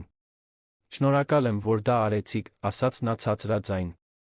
Ես տեսա այն ամենը, ինչ տեղի ունեցավ ավելի վաղ, այնքան ամաչեցի, որ ոչինչ չարեցի։ Դուք շատ խիզախ եք։ Դա խիզախություն չէ, պատասխանեց Էդուարդը, ձայնը լի մի հուզմունքով, որը նա չէր սպասում զգալ։ Դա պարզապես ճիշտն անելն է։ Մի բան, որ մենք բոլորս պետք է միշտ անենք։ Մինչ սպասում էին, Էդուարդը օգտվեց առիթից, խոսելու մյուս աշխատակիցների հետ։ Պարզեց, որ նրանցից շատերն արդեն ականատես էին եղել նմանատիպ իրավիճակների, որտեղ խոցելի վիճակում գտնվող մարդկանց վերաբերվում էին արամարանքով։ Սոնան պատմեց, որ արդեն տեսել էր, թե ինչպես է Արթուրը վտարում անօթանների, ցեմենտով կեղտոտված շինարարների, նույնիսկ տարեցների, ում նա համարում էր վատ հագնված։ Այդ խանութի մշակույթը, բացատրեց նա, բացառիկության քողի տակ թաքնված խտրականությունն էր։ Երբ Անահիտը դուրս եկավ զուգարանից, թեթացած ձեռքերը մաքուր, Արթուրը կանգնած էր նրա կողքին, դեմքին թշվառ արտահայտությամբ։ Էդուարդը սպասում էր, որ նա կկատարի իր խոստումը։ Արթուրը ծնկի իջավ Անահիտի առաջ, առաջին անգամ, երբ Էդուարդը նրան ճանաչել էր, նա իսկապես մարդկային տեսք ուներ։ Անահիտ, սկսեց նա, նրա ձայնը թեթակի դողում էր, ես ուզում եմ քեզանից ներողություն խնդրել այն բանի համար, թե ինչպես վարվեցի քեզ հետ։ Ես իրավունք չունեի քեզ հետ այդպես խոսել, քեզ վատ զգալ տալ, քեզ վտարել։ Դու ոչ մի սխալ բան չես արել։ Ես շատ կոպիտ ու դաժան էի։ Ներիր ինձ, իսկապես։ Անահիտը երկար նայեց նրան, մտածելով այդ բառերի շուրջ։ Էդուարդը ուշադիր դիտում էր, ցանկանալով տեսնել, թե արդյոք աղջիկը կընդունի ներողությունը։ Վերջապես, Անահիտը ուսերը թոթվեց ասաց. Ոչինչ։ Ուղղակի ուրիշ երեխաների հետ այդպես մի վարվեք։ Այդ պատասխանի պարզությունն ու իմաստությունը բոլորին լռեցրին։ 5 տարեկան երեխան, ում նվաստացրել ու վատ էին վերաբերվել, կարեկցանք ու ներում էր սովորեցնում մի մեծահասակի, ով պետք է ավելի լավ իմանար։ Էդուարդը կրկին բռնեց Անահիտի ձեռքը ուղղվեց դեպի ելքը։ Դուրս գալուց առաջ նա վերջին անգամ շրջվեց դեպի Արթուրը։ Ես կկապվեմ այս խանութի սեփականատերերի հետ, ասաց նա։ Ոչ թե որպեսի ձեզ աշխատանքից ազատեն, այլ որպեսի ձեզ պատշաճ կերպով սովորեցնեն, թե ինչպես վարվել բոլոր մարդկանց հետ հարգանքով, անկախ նրանց արտաքինից կամ սոցիալական վիճակից։ Եվ եթե իմանամ, որ այստեղ նման բան կրկին տեղի է ունեցել, հետանքները շատ ավելի լուրջ կլինեն։ Սոնային նա գլխով արեց։ Դուք ազատված չեք։ Իրականում, ես կառաջարկեմ ձեր պաշտոնի բարձրացումը, խոսելու խիզախություն ունենալու համար։ Խանութից դուրս գալով, Էդուարդն ու Անահիտը մի քանի րոպե լուռ քայլեցին։ Աղջիկը կարծես մտածում էր այն ամենի շուրջ, ինչ տեղի էր ունեցել, փորձելով հասկանալ մեծահասակների այդ բարդ աշխարհը, որտեղ ամեն ինչ կարող էր այդքան արագ փոխվել։ Պարոն Էդուարդ, վերջապես ասաց Անահիտը, ինչու արեցիք այս ամենը ինձ համար։ Դուք ինձ նույնիսկ չեք ճանաչում։ Էդուարդը կանգ առավ երրորդ անգամ ծնկի իջավ այդ վերափոխիչ առավոտվա ընթացքում։ Որովհետև ես քո մեջ տեսա մի բան, որը մոռացել էի, որ գոյություն ունի, պատասխանեց նա դաժան անկեղծությամբ։ Ես տեսա արժանապատվություն, խիզախություն, բարություն։ Եվ ես տեսա, որ աշխարհը քեզ հետ սարսափելի է վարվում, հասկացա, որ ես այդ աշխարհի մի մասն եմ։ Որ ես օգնել եմ ստեղծել այդ աշխարհը, որտեղ մարդկանց դատում են ըստ նրա, թե ինչ ունեն, ոչ թե ով են։ Եվ ես այլս չեմ ուզում դրա մի մասը լինել։ Անահիտը գլուխը թեքեց, փորձելով հասկանալ այդքան խորը բառերը։ Դուք հարուստ եք, չէ՞։ Այո, խոստովանեց Էդուարդը։ Շատ հարուստ։ Այդ դեպքում դուք կարող եք օգնել ինձ նման շատ մարդկանց, ասաց Անահիտը մանկական տրամաբանությամբ, որը միաժամանակ ցնցող պարզ էր խորապես ճշմարիտ։ Էդուարդը զգաց, որ իր մեջ ինչ-որ բան վերջնականապես կոտրվեց։ Այդ 5 տարեկան աղջիկը, իր ողջ անմեղությամբ ու տառապանքով, նրան մի դաս էր տալիս, որը ոչ մի մպե դասընթաց, ոչ մի բիզնես հանդիպում, ոչ մի թանկարժեք խորհրդատու երբեք չէր տվել։ Նա ցույց էր տալիս, որ հարստությունն առանց մարդկայնության դատարկ է։ Դու ճիշտ ես, ասաց նա, ձայնը խեղդված։ Ես կարող եմ շատ մարդկանց օգնել։ Եվ ես կսկսեմ քեզ տիկին Կարինեին օգնելուց։ Ավելի շատ պատմիր ինձ, թե որտեղ եք ապրում, ինչպես եք ապրում։ Անահիտը, այժմ ավելի հանգիստ զգալով Էդուարդի հետ, սկսեց պատմել իր կյանքի մանրամասները։ Խոսեց Բանգլադեշ թաղամասի փայտե տնակի մասին, այն մասին, թե ինչպես է տիկին Կարինեն ձեռագործ աշխատանքներ անում վաճառելու համար, բայց գրեթե չի կարողանում, քանի որ ձեռքերը շատ են ցավում, այն մասին, թե ինչպես երբեմն ուտելիք չի լինում։ Նրանք ստիպված են լինում հարաններից օգնություն խնդրել, այն մասին, թե որքան դժվար է քնել, երբ անձր է գալիս, քանի որ տանիքը կաթում է։ Յուրաքանչյուր մանրամասնի հետ Էդուարդը զգում էր, որ սիրտը մի փոքր ավելի է կոտրվում։ Նա ապրում էր 500 քառակուսի մետր բնակարանում, Երանի ամենաշխեղ շենքերից մեկում, ավտոտնակում 3 ներմուծված մեքենա ուներ, մեկ ընթրիքի վրա ավելի շատ էր ծախսում, քան այդ երկուսը մի ամբողջ ամիս սոված էին մնում։ Եվ երբեք իր հաջողության բոլոր տարիների ընթացքում նա չէր կանգնել մտածելու այն մարդկանց իրականության մասին, ովքեր ապրում էին իր փղոսկրե աշտարակից ընդամենը մի քանի կիլոմետր հեռավորության վրա։ Անահիտ, ասաց Էդուարդը, երբ նա ավարտեց իր պատմությունը, ես ուզում եմ ծանոթանալ տիկին Կարինեի հետ։ Կարծում ես, նա թույլ կտա, որ ես այցելեմ ձեզ։ Աղջիկը մի պահ մտածեց։ Տիկին Կարինեն շատ հպարտ է։ Նա չի սիրում օգնություն ընդունել։ Բայց նա բարի է, գիտեք։ Նա ինձ տուն տվեց, երբ ուրիշ ոչ ոք չէր ուզում։ Կարծում եմ, նա կուզենար ծանոթանալ ձեզ հետ։ Էդուարդը նայեց իր թանկարժեք ժամացույցին, մի Rolex, որն ավելի թանկ արժեր, քան շատ մարդիկ տարիներով էին վաստակում։ Նա այդ օրը կարևոր հանդիպում ուներ նշանակված միլիոնավոր դրամների բանակցություն իր հյուրանոցների ցանցը դեպի Սյունիք ընդլայնելու համար։ Բայց այդ պահին, նայելով Անահիտին, նա հասկացավ, որ այդ հանդիպումը կարող է սպասել։ Կամ ավելի ճիշտ, որ այն պարզապես այնքան էլ կարևոր չէր, որքան նա միշտ կարծում էր։ Եթե դուք լինեիք Էդուարդի տեղում, կթողնեիք ամեն ինչ Անահիտին տիկին Կարինեին օգնելու համար, թե՞ կվերադառնայիք ձեր սովորական կյանքին։ Գրեք մեզ մեկնաբանություններում։ Այդ դեպքում գնացինք, որոշեց Էդուարդը։ Տար ինձ քո տուն։ Ես ուզում եմ ծանոթանալ տիկին Կարինեի հետ ավելի լավ հասկանալ, թե ինչպես կարող եմ օգնել ձեզ։ Անահիտը ժպտաց, մի անկեղծ ու գեղեցիկ ժպիտ, որը լուսավորեց նրա փոքրիկ դեմքը։ Նա բռնեց Էդուարդի ձեռքը, սկսեց առաջնորդել նրան փողոցով, գնալով դեպի մոտակա ավտոբուսի կանգառը։ Մենք ավտոբուսով ենք գնալու, հարցրեց Էդուարդը, հասկանալով, թե ուր են գնում։ Հա, բնականում, պատասխանեց Անահիտը։ Հեռու է, բայց ավտոբուսը ուղիղ գնում է։ Էդուարդը շուրջը նայեց, տեսավ իր անձնական վարորդին, Գագիկին, կայանված փողոցի մյուս կողմում, համբերատար սպասելով, ինչպես միշտ։ Նա կարող էր կանչել Գագիկին հարմարավետ գնալ օթորակիչով մեքենայով։ Բայց ինչ-որ բան նրան կանգնեցրեց։ Նա ուզում էր զգալ Անահիտի աշխարհը, հասկանալ, թե ինչպես է ապրել առանց այն արտոնությունների պղպջակի, որի մեջ նա միշտ լողում էր։ Լավ, ասաց նա։ Այդ դեպքում գնանք ավտոբուսով։ Նրանք նստեցին լեփ-լեցուն ավտոբուսը, որտեղ Էդուարդը տասնամյակներ անց առաջին անգամ զգաց մյուս մարդկանց մեջ սեղմված լինելու զգացողությունը, զգալով հավաքական տաքությունը, լսելով առօրյա խոսակցությունները, տեսնելով քաղաքի մերկ իրականությունը, որը նա կարծում էր, թե ճանաչում է։ Անահիտը, սովոր դրան, ամուր բռնել էր բազրիքից, խոսում էր Էդուարդի հետ պարզ բաների մասին, պատուհանից անցնող տների գույների, փողոցներում տեսած շների, ճանապարհին ճանաչած մարդկանց մասին։ Գրեթե մեկ ժամ ճանապարհորդությունից հետո նրանք իջան մի թաղամասում, որտեղ Էդուարդը երբեք չէր եղել։ Փողոցները հողածածկ էին, տները փայտե քարե տնակների խառնուրդ, երեխաները բոբիկ խաղում էին փողոցում, մեծահասակները զրուցում էին ինքնաշեն մայթերին։ Դա բոլորովին այլ աշխարհ էր, քան իրենը, բայց այնտեղ կյանք կար, համայնք, մարդկային կապեր, որոնք Էդուարդը վաղուց կորցրել էր իր բացառիկ շրջանակներում։ Անահիտը նրան առաջնորդեց նեղ փողոցներով, մինչ հասան գունաթափված կապույտ ներկված փայտե տնակի։ Դուռը կիսաբաց էր, ներսից թույլ ձայն էր գալիս։ Անահիտ, դու ես, աղջիկս։ Որտեղ էիր։ Անհանգստացել էի։ Ես այստեղ եմ, տիկին Կարինե, պատասխանեց Անահիտը, ներս մտնելով։ Եվ մի ընկեր եմ բերել։ Էդուարդը մտավ նրա հետից, հայտնվեց մի փոքրիկ տարածքում, որը միաժամանակ ծառայում էր որպես խոհանոց, հյուրասենյակ, ննջասենյակ։ Պատերը հին փայտից էին, հատակը, ճաքճքած ցեմենտից, մի անկյունում ընդամենը մի հին մահճակալ կար, մի փոքր գազօջախ, մի քանի դարակներ, շատ քիչ սպասքով։ Բայց, չնայած ծայրահեղ աղքատությանը, ամեն ինչ մաքուր էր ու կոկիկ։ Ծաղիկներ կային կաթի փոշու տուփից սարքած ծաղկամանի մեջ։ Հագուստը լվացված էր ու ծալված։ Դա տուն էր, փոքր ու խարխուլ, բայց տուն։ Տիկին Կարինեն նստած էր մահճակալին, ուռած ոտքերը դրած ինքնաշեն բարձի վրա։ Նա ուներ ճերմակ մազեր, հավաքած, կնճռոտ դեմք, բայց դեռ փայլուն աչքեր, հագել էր պարզ, բայց մաքուր զգեստ։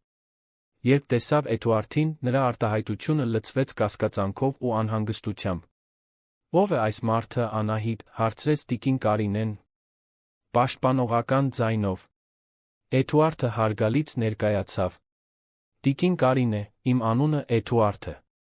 Ես այսօր առավոտյան ծանոթացա Անահիտի հետ, եկա այստեղ, որովհետև կցանկանայի զրուցել ձեզ հետ, եթե թույլ տաք։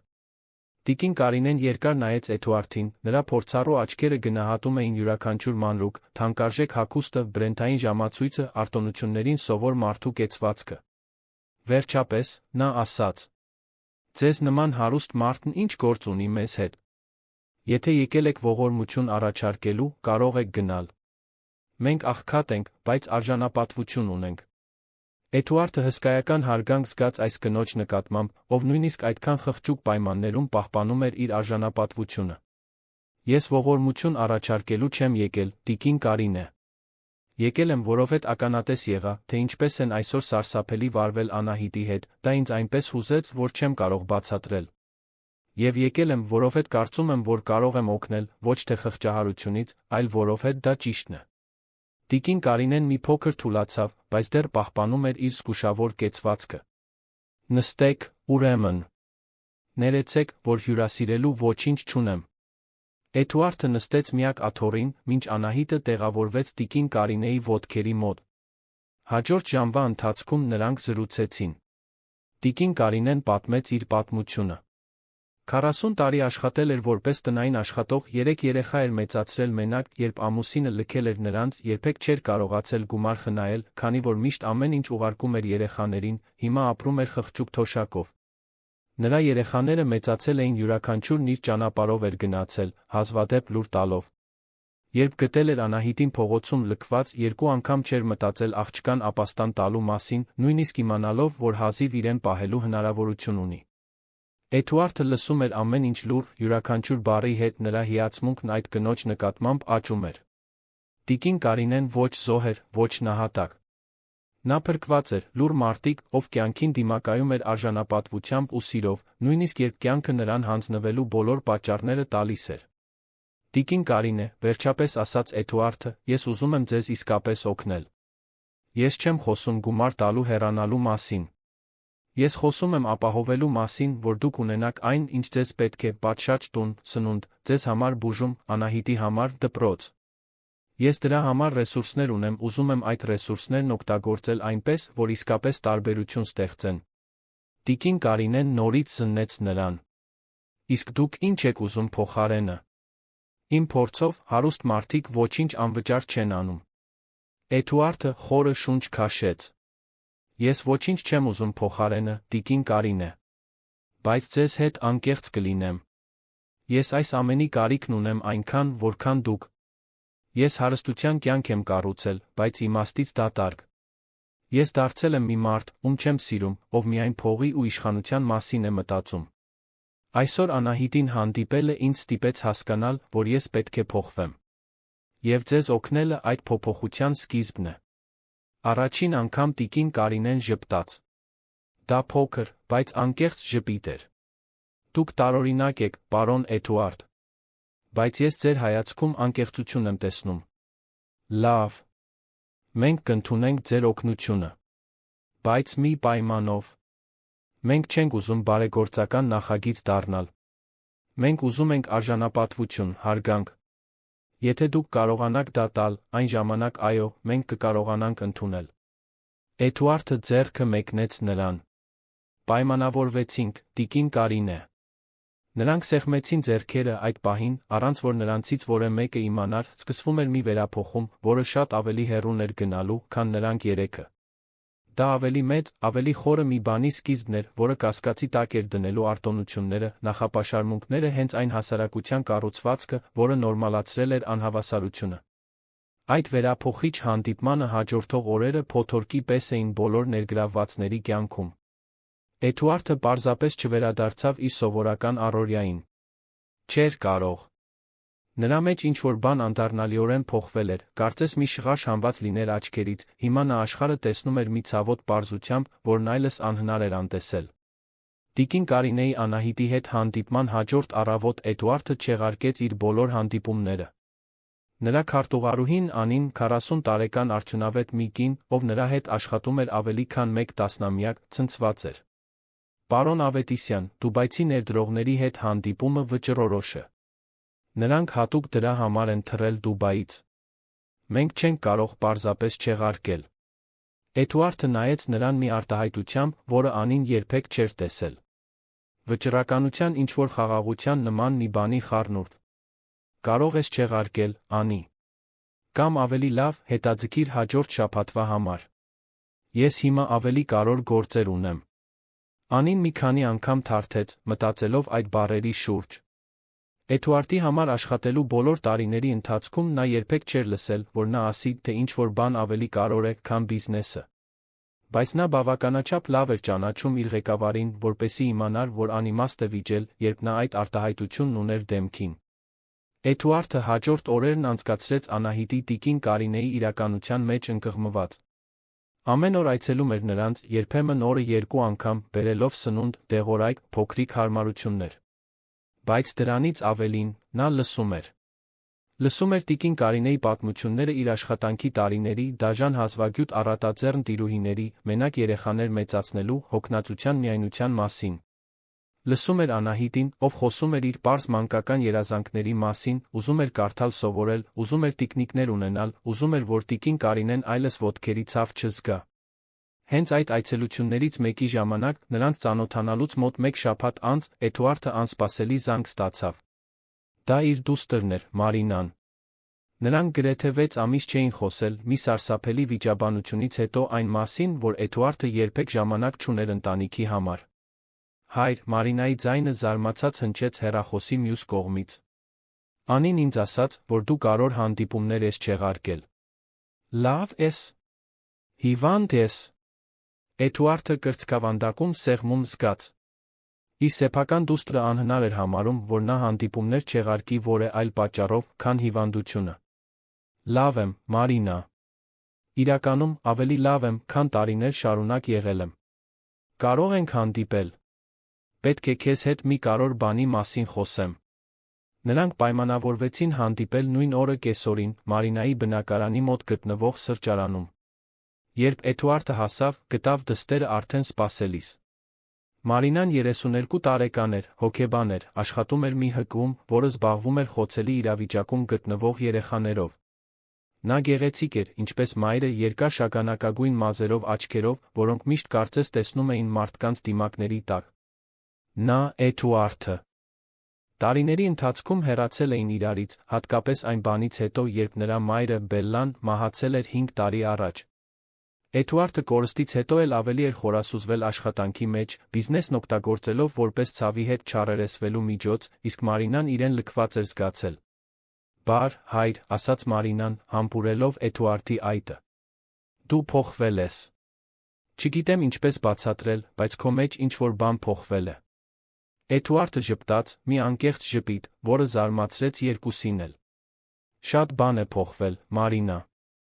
Եվ ես պետք է քեզ ամեն ինչ պատմեմ։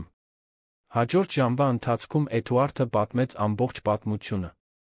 Խանութում տեղի ունեցած օրը, Անահիտի նվաստացումը, իր միջամտությունը, տիկին Կարինեի հետ հանդիպումը, թե ինչպես էր այդ ամենը իր աշխարհը գլխիվայր շուռ տվել։ Մարինան լուռ լսում էր, Էդուարդը նկատեց, որ նրա աչքերում արցունքներ կային։ Երբ նա ավարտեց, Մարինան երկար լուռ մնաց։ Վերջապես, նա ասաց. Հայր, գիտես, այս պատմությունն ինձ ինչ է հիշեցնում։ Քեզ։ Իսկական քեզ, ում ես ճանաչում էի, երբ երեխա էի, նախքան դու կորար բիզնեսի աշխարհում։ Էդուարդը զգաց Մարինայի բառերը միաժամանակ որպես հարված գրկախառնություն։ Ինչ նկատի ունես։ Մարինան բռնեց հոր ձեռքը սեղանի վրա։ Դու չես հիշում, բայց երբ ես 7 տարեկան էի, մենք ռեստորանից վերադառնում էինք, տեսանք մի ընտանիք, որը քնած էր փողոցում։ Դու կանգ առար, բոլորի համար ուտելիք գնեցիր, նրանց հետ գրեթե 1 ժամ խոսեցիր։ Մայրիկը անընդհատ ասում էր, որ պետք է գնանք, բայց դու պնդեցիր, որ լսես նրանց պատմությունը։ Ես երբեք չեմ մոռացել այդ օրը, հայր։ Դա առաջին անգամն էր, որ ես հասկացա, թե ինչ է կարեկցանքը։ Դու ես ինձ դա սովորեցրել։ Էդուարդը զգաց, որ արցունքներն այրում են աչքերը։ Նա աղոտ հիշում էր այդ օրը, բայց դա կարծես մեկ այլ կյանքի, մեկ այլ մարդու հիշողություն լիներ։ Ինչ պատահեց ինձ հետ, Մարինա։ Երբ ես այդքան սառը դարձա։ Մարինան ավելի ամուր սեղմեց նրա ձեռքը։ Երբ դու սկսեցիր հավատալ, որ արժես այն, ինչ ունես, ոչ թե ով ես։ Երբ բանկային հաշվի թվերը ավելի կարևոր դարձան, քան մարդիկ։ Երբ դու դադարեցիր քեզ թույլ տալ զգալ, որովհետև զգալը ցավոտ է, ավելի հեշտ է թաքնվել պայմանագրերի ու հանդիպումների հետում։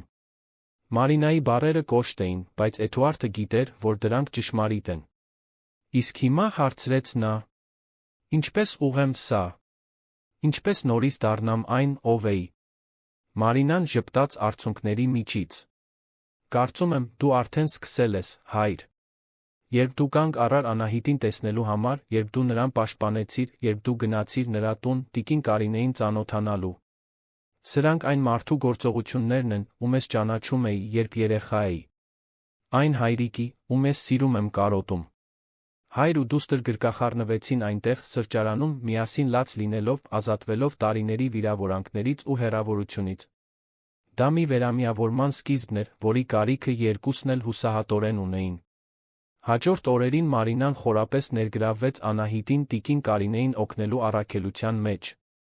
Որպես խոցելի երեխաների հետ փորձ ունեցող հոգեբան, նա ուներ գիտելիքներ կապեր, որոնք Էդուարդը չուներ։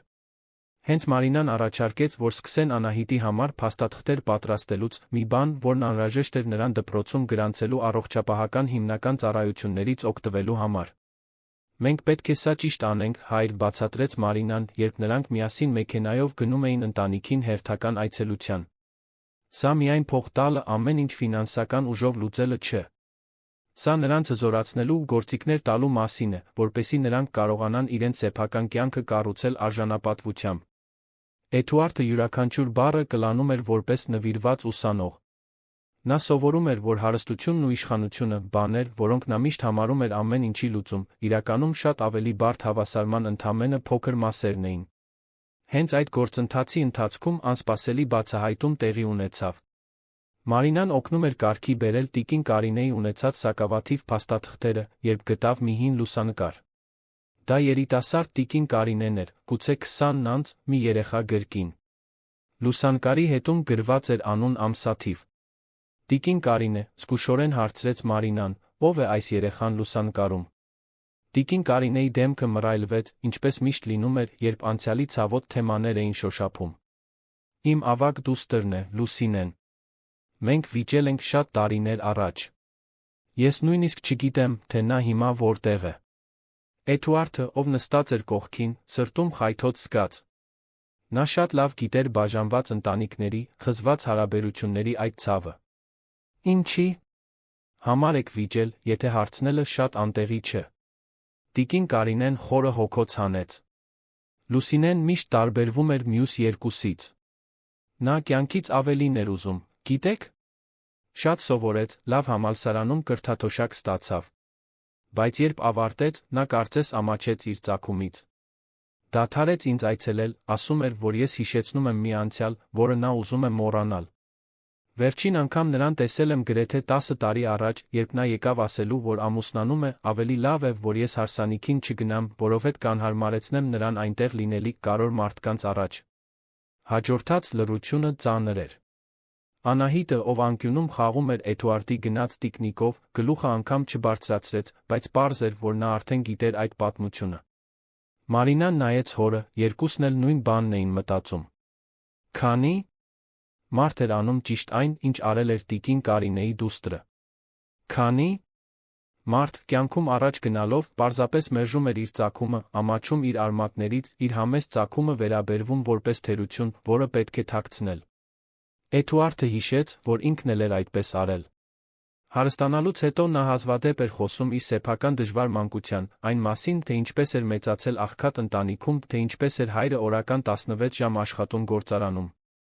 Կարծես հարստություն կուտակելով նա ջնջել էր իր պատմության այդ մասը, փոխարինելով այն ջանքի անհատական արժանինքների ավելի ընդունելի պատմվածքով, առանց նշելու ուրիշների զոհաբերությունները, ճիշտ տեղում ճիշտ ժամանակին լինելու բախտը, այն արտոնությունները, որոնք նույնիսկ աղքատության մեջ նա ունեցել էր, լինելով տղամարդ։ Տիկին Կարինե, մեղմ ասաց Էդուարդը, եթե ցանկանաք, ես կարող եմ փորձել գտնել ձեր դստերը։ Ես ռեսուրսներ ունեմ, մարդիկ, ովքեր կարող են որոնումներ կատարել։ Ոչ թե ինչ-որ բան պարտադրելու համար, այլ պարզապես որպեսզի դուք իմանաք, որ նա լավ է, որտեղ է։ Տիկին Կարինեն երկար նայեց Էդուարդին։ Չգիտեմ, թե ուզում եմ իմանալ, պարոն Էդուարդ։ Շատ է ցավում։ Բայց գուցե նա տատանվեց, գուցե ժամանակն է գոնե փորձել հաշտվել։ Ոչ թե ինձ համար, այլ Անահիտի։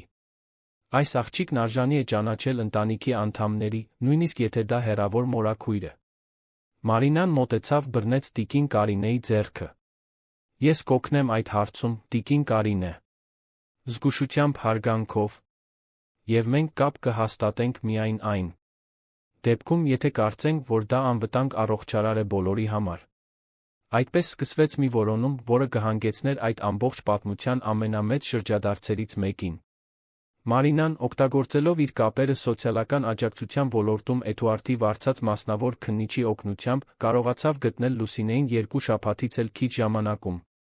Նա ապրում էր Երանի էլիտար թաղամասերից մեկում, ամուսնացած էր հաջողակ իրավաբանի հետ, ուներ 2 երեխա, աշխատում էր որպես մարդկային ռեսուրսների կառավարիչ մի մեծ տեխնոլոգիական ընկերությունում։ Նրա անունն այժմ Լուսինե Քարամյան էր։ Նա վերցրել էր ամուսնու ազգանունը, ըստ երույթին, կառուցել էր իր ծագումից բոլորովին անջատ կյանք։ Մարինան պարզեց, որ Լուսինեն ակտիվ էր սոցիալական ցանցերում, տեղադրելով միջազգային ճանապարհորդությունների, թանկարժեք ռեստորաններում ընթրիքների, հասարակական բարդ միջոցառումների լուսանկարներ։ Ոչ մի հիշատակում չկար նրա մոր կամ այն թաղամասի մասին, որտեղ նա մեծացել էր։ Մարինան երկար քննարկեց Էդուարդի հետ, թե ինչպես մոտենալ Լուսինեին։ Մենք չենք կարող պարզապես հայտնվել նրա տանը, պնդում էր Մարինան։ Դա կարող է հակառակ արդյունք տալ։ Մեզ զգույշ մոտեցում է պետք։ Էդուարդը համաձայնեց, բայց նա աճող հրատապություն էր զգում։ Տիկին Կարինեն գնալով թուլանում էր։ Նրա ուռած ոտքերը չէին լավանում, չնայած Էդուարդի վարձած լավագույն բժիշկներին, պարզ էր, որ նա ավելի ինտենսիվ մշտական խնամքի կարիք ունի։ Ժամանակը, նրանք գիտեին, թանկ էր։ Հենց Անահիտը, ակամա, տվեց լուծումը։ Մի օր, երբ նկարում էր Մարինայի գնած գունավոր կավիճներով, նա ասաց. Տիկին Կարինեն միշտ ասում է, որ բոլորն արժանի են ճիշտն անելու երկրորդ հնարավորության։ Նույնիսկ այն մարդիկ, ովքեր շատ են սխալվել։ Այդ պարզ բառերը, ասված երեխաների անգիտակից իմաստությամբ, արձագանքեցին Մարինայի Էդուարդի մեջ։ Երկրորդ հնարավորություն։ Դրա կարիքն ունեին բոլորը։ Լուսինեն երկրորդ հնարավորության կարիք ուներ, իր մորը հարգելու։ Տիկին Կարինեն երկրորդ հնարավորության կարիք ուներ, ներկա դուստր ունենալու։ Եվ Էդուարդը, նա հասկացավ, ստանում էր իր երկրորդ հնարավորությունը, իսկապես մարդ լինելու, իր ռեսուրսներն օգտագործելու մի բանի համար, որն իսկապես կարևոր էր։ Մարինան որոշեց նամակ գրել։ Ոչ թե սառը, պաշտոնական նամակ, այլ անկեղծ նամակ, որը պատմում էր Անահիտի պատմությունը, թե ինչպես էր տիկին Կարինեն նրան ապաստան տվել, նույնիսկ ռեսուրսներ չունենալով, թե ինչպես էր այդ արտասովոր կինը շարունակում սեր տալ, նույնիսկ երբ կյանքը նրան միայն սիրտը քարացնելու պատճառներ էր տվել։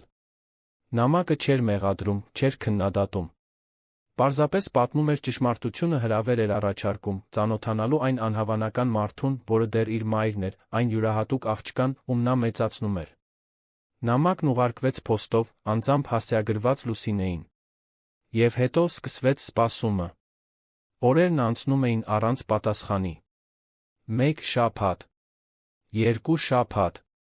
Տիկին Կարինեն ծածնում էր, թե իրեն չի հետաքրքրում, բայց Անահիտը նկատեց, որ նա ավելի հաճախ էր պատուհանից նայում, կարծես սպասում էր մեկին, ով երբեք չէր գալիս։ Նոյեմբերյան անձրոտ մի օր, նամակն ուղարկելուց գրեթե 1 ամիս անց, պատասխանը եկավ։ Բայց ոչ այնպես, ինչպես սպասում էին։ Լուսինեն հետ չէր գրել։ Նա պարզապես հայտնվեց։ Էդուարդն ու Մարինան այցելել էին տիկին Կարինեին Անահիտին, երբ լսեցին փայտե դռան երկչոտ թակոցը։ Անահիտը վազեց բացելու, բախվեց մի էլեգանտ, 40 անց կնոջ, ով հագել էր թանկարժեք հագուստ, բայց աչքերը կարմրած ու այտուցված էին լաց լինելուց։ Ես փնտրում եմ Կարինե Սարգսյանին, ասաց կինը դողացող ձայնով։ Տիկին Կարինեն դժվարությամբ ոտքի կանգնեց մահճակալից, հենվելով պատին։ Երբ տեսավ, թե ով է դռան մոտ, նրա դեմքը կորցրեց ողջ գույնը։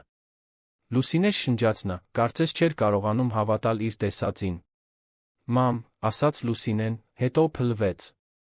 Ծնկի իջավ հենց այնտեղ, տնակի մուտքի մոտ, հեկեկալով մի ուշքնությամբ, որը կարծես պատռում էր նրա մարմինը։ Մամ, ներիր ինձ։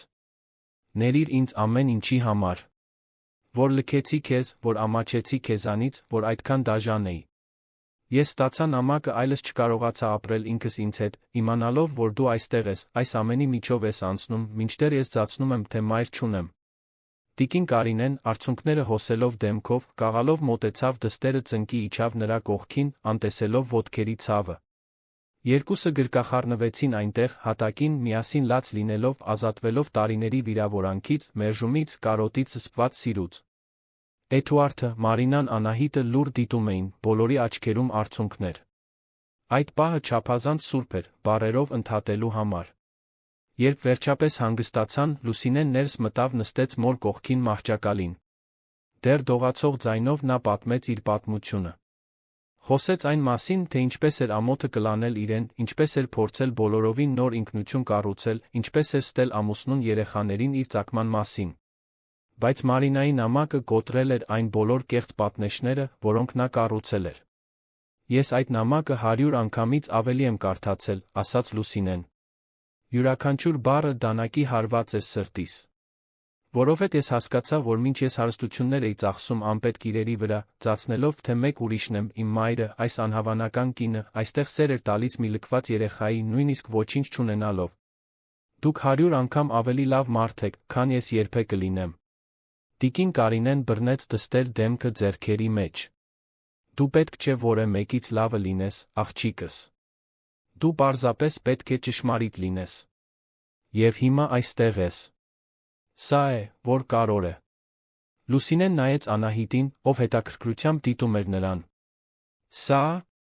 է Անահիտը, հարցրեց նա։ Տիկին Կարինեն գլխով արեց։ Հա, այո։ Իմ սրտի թոռնիկը։ Լուսինեն ծնկի իջավ Անահիտի առաջ։ Բար, Անահիտ։ Ես Լուսինեն եմ, տիկին Կարինեի դուստրը։ Դու շատ բախտավոր աղջիկ ես, որ քեզ նրա նման մեկն է խնամում։ Անահիտը գլուխը թեքեց, մտածելով. Ես գիտեմ։ Տիկին Կարինեն աշխարհի ամենալավ մարդն է։ Նույնիսկ երբ նա ցավ ունի, միշտ ժպտում է ինձ։ Այդ դաժան անմեղությունը ստիպեց Լուսինեին նորից լաց լինել։ Էդուարդը, ով մինչ այդ լուռ էր մնացել, մոտեցավ։ Լուսինե, ասաց նա մեղմ, ես Էդուարդ Ավետիսյանն եմ։ Ես եմ վարձել այն մարդուն, ով գրել է նամակը։ Ուզում եմ, որ իմանաք, որ դա ձեզ դատելու կամ վատ զգալ տալու համար չէր։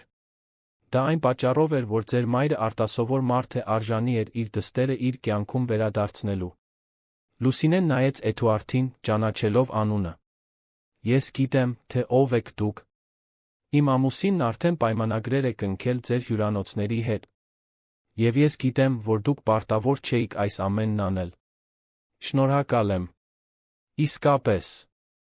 Դուք ինձ հնարավորություն տվեցիք ուղղելու իմ կյանքի ամենամեծ սխալը։ Այդ հուզական վերամիավորմանը հաջորդող օրերին բոլորի կյանքը նորից փոխվեց։ Լուսինեն ստանձնեց մորը խնամելու պատասխանատվությունը, նրան տանելով լավագույն բժիշկների, ապահովելով պատշաճ բուժում։ Նա պնդեց, որ տիկին Կարինեին Անահիտին տեղափոխի ավելի լավ տուն, նույնիսկ առաջարկելով, որ նրանք իր հետ ապրեն։ Բայց տիկին Կարինեն իր բնորոշ արժանապատվությամբ մերժեց։ Ես չեմ ուզում բեռ լինել, աղջիկս։ Ուզում եմ շարունակել անկախ լինել, որքան կարող եմ։ Հենց Էդուարդը գտավ կատարյալ լուծումը։ Նա գնեց մի պարզ, բայց հարմարավետ տուն, դեռ նույն թաղամասում, որտեղ տիկին Կարինեն միշտ ապրել էր, իր ճանաչած սիրելի հարանների մոտ։ Դա 3 սենյականոց տուն էր, պատշաճ լոգարանով, ընդարձակ խոհանոցով, փոքր, բայց հյուրընկալ բակով։ Դա առանձնատուն չէր, բայց իսկական տուն էր, հարմարեցված տիկին Կարինեի Անահիտի կարիքներին։ Եվ հիմա, երբ Լուսինեն վերադարձել էր նրանց կյանք, դա ընտանիքով, ներումով երկրորդ հնարավորություններով լի տուն էր։ 3 ամիս անցավ այն անձրոտ օրվանից, երբ Լուսինեն նորից հայտնվեց տիկին Կարինեի կյանքում։ 3 ամիս, որը վերափոխեց ոչ միայն Անահիտի տիկին Կարինեի, այլ բոլորի կյանքը, ովքեր հուզվել էին այն պատմությունից, որը սկսվել էր զուգարանից օգտվելու պարզ խնդրանքով։ Անահիտն այժմ հաճախում էր տան մոտ գտնվող քաղաքային դպրոց։ Մարինան հասցրել էր ստանալ բոլոր անհրաժեշտ փաստաթղթերը աղջկան գրանցել մի հաստատությունում, որը թե էլիտար չէր, բայց ուներ նվիրված ուսուցիչներ ջերմ մթնոլորտ։ Կյանքում առաջին անգամ Անահիտը հագնում էր մաքուր դպրոցական համազգեստ, կրում էր նոր պայուսակ, լի տետրերով ու գունավոր մատիտներով, սովորում էր կարդալ ու գրել։ Նրա ուսուցչուհին, տիկին Մարիամը, 50 տարեկան ուսուցանելու իսկական կոչում ունեցող մի կին, հիացած էր աղջկանով անընդհատ զեկուցում էր Էդուարդին ու Մարինային Անահիտի արտասովոր առաջընթացի մասին։ Նա սովորելու այնպիսի ծարավ ունի, որը ես հազվադեպ եմ տեսնում, ասաց տիկին Մարիամը Էդուարդի Մարինայի հետ հանդիպման ժամանակ։ Կարծես նա կորցրած ժամանակն է լրացնում։ Եվ գիտեք ամենագեղեցիկը։ Նա առատաձեռն է մյուս երեխաների հետ, միշտ օգնում է դժվարացողներին, կիսվում է իր ուտելիքով։ Այս աղջիկը ոսկե սիրտ ունի։ Էդուարդը լսում էր այս զեկույցները մի հպարտությամբ, որը նա երբեք չէր զգացել նույնիսկ իր սեփական գործարարական հաջողություններից։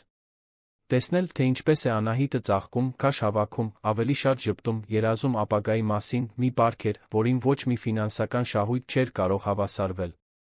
Տիկին Կարինեն, իր հերթին, առողջական շատ ավելի լավ վիճակում էր։ Պատշաճ բուժումը, կանոնավոր սննդարար սնունդը, հատկապես դստերը իր կյանքում վերադարձնելու երջանկությունը նշանակալի վերափոխում էին գործել։ Նրա ոտքերը դեռ ուռչում էին, բայց ավելի քիչ հաճախականությամբ, ինտենսիվությամբ։ Նա կարողանում էր ավելի լավ քայլել, նույնիսկ վերադարձել էր իր ձեռագործ աշխատանքներին, այժմ ոչ թե գոյատման հուսահատ կարիքից, այլ հաճույքի որպես թերապիայի միջոց։ Լուսինեն գրեթե ամեն օր այցելում էր մորը, երբեմն թոռների հետ, ովքեր սիրահարվել էին իրենց նոր գտած տատիկին։ Բայց ամենախորը վերափոխումները տեղի էին ունեցել Էդուարդի մեջ։ Այդ ամիսները եղել էին այն ամենի քանդման վերակառուցման ճանապարհորդություն, ինչ նա կարծում էր, թե գիտի իր աշխարհի մասին։ Նա լիովին չէր վերադարձել բիզնեսին։ Նա դեռ ղեկավարում էր իր հյուրանոցային կայսրությունը, բայց այժմ բոլորովին այլ տեսանկյունից։ Էդուարդը սկսեց արմատական փոփոխություններ իրականացնել իր ընկերություններում։ Ստեղծեց կրթաթոշակային ծրագիր աշխատակիցների երեխաների համար։ Համագործակցություններ հաստատեց անոթանների հետ աշխատող կազմակերպությունների հետ, առաջարկելով իրական աշխատանքի հնարավորություններ, պատշաճ վերապատրաստմամբ արժանապատիվ աշխատավարձով։ Իր հյուրանոցներից մեկի դռները բացեց համայնքային սեմինարների համար, որտեղ տիկին Կարինեի նման մարդիկ կարող էին նոր հմտություններ սովորել իրենց արտադրանքը վաճառել արդար շահույթի մարժայով։ Նրա գործադիր տնօրենները սկզբում թերահավատորեն արձագանքեցին։ Պարոն Ավետիսյան, վիճեց նրանցից մեկը հանդիպման ժամանակ, այս նախաձեռնությունները կնվազեցնեն մեր շահութաբերությունը։ Ներդրողներին դա դուր չի գա։ Էդուարդը նայեց գործադիր տնօրենին մի վճռականությամբ, որը քննարկման տեղ չէր թողնում։ Այդ դեպքում մենք կկրթենք ներդրողներին այն մասին, թե ինչն է իսկապես կարևոր։ Ընկերությունը չի կարող հաջողակ լինել, իր հաջողությունը կառուցելով խոցելի մարդկանց շահագործման խտրականության վրա։ Մենք դա կանենք ճիշտ ձով, եթե որոշ ներդրողների դա դուր չգա, նրանք ազատ են հեռանալու։ Զարմանալիորեն, կամ գուցե ոչ, ներդրողների մեծամասնությունը չհեռացավ։ Ոմանք նույնիսկ ոգորված էին նոր նախաձեռնություններով, հասկանալով, որ իսկապես սոցիալապես պատասխանատու ընկերություն լինելու մեջ հսկայական բրենդային արժեք կա, ոչ միայն դատարկ մարքեթինգային արշավներում։ Մարինան նույնպես զգալի փոփոխությունների էր ենթարկվել։ Հոր հետ նրա հարաբերությունները, որոնք նախկինում հեռու էին լի չլուծված վիրավորանքներով, այժմ իսկական գործընկերության էին վերածվել։ Նրանք միասին աշխատում էին մի քանի սոցիալական նախագծերի վրա, համատեղելով Էդուարդի ֆինանսական ռեսուրսները Մարինայի հոգեբանական սոցիալական փորձի հետ։ Նա նույնիսկ համոզել էր հորը ֆինանսավորել այն ՀԿ-ի ընդլայնումը, որտեղ աշխատում էր, թույլ տալով նրանց 3 անգամ ավելի շատ երեխաների սպասարկել։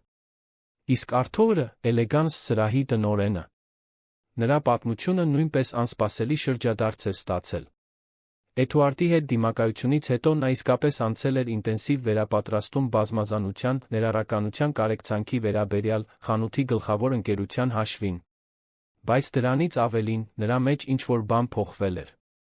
Հանրային դիմակայության նվաստացումը, զուգորդված Էդուարդի օրինակով, թե ինչպես օգտագործել արտոնությունը բարիքի համար, սերմ էր ցանել։ Արթուրը սկսեց կասկածի տակ դնել իր սեփական վերաբերմունքն ու նախապաշարմունքները։